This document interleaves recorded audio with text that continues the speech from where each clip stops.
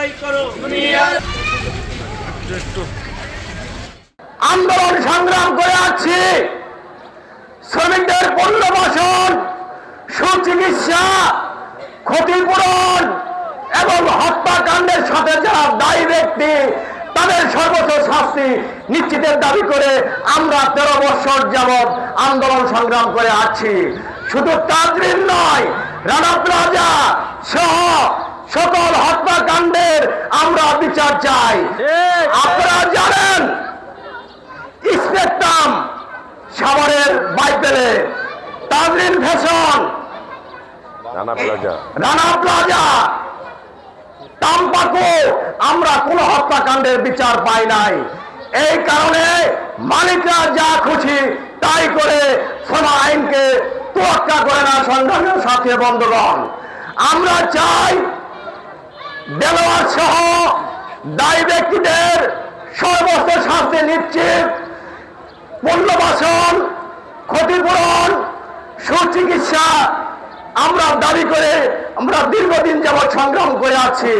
সরকার সর্বোচ্চ যে ক্ষতিপূরণ সেই ক্ষতিপূরণ দেয়নি। একটা কথা বলতে চাই,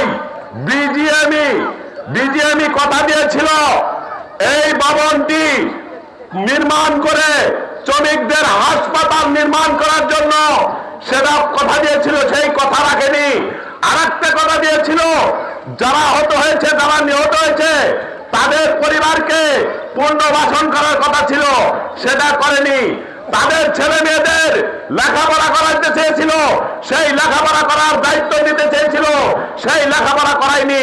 তারা কোনো তালিকাভুক্তই করেনি, অথচ সংগঠন নিয়ে তারা বসে আছেন, অথচ মালিকের টাকা খাচ্ছেন, অথচ এই বিলাসবহন একটা ভবন তৈরি করে ওইখানে লক্ষ লক্ষ কোটি কোটি টাকা তারা হাতিয়ে নিয়েছেন, অথচ এই শ্রমিকদের কোনো ব্যবস্থাই করেননি।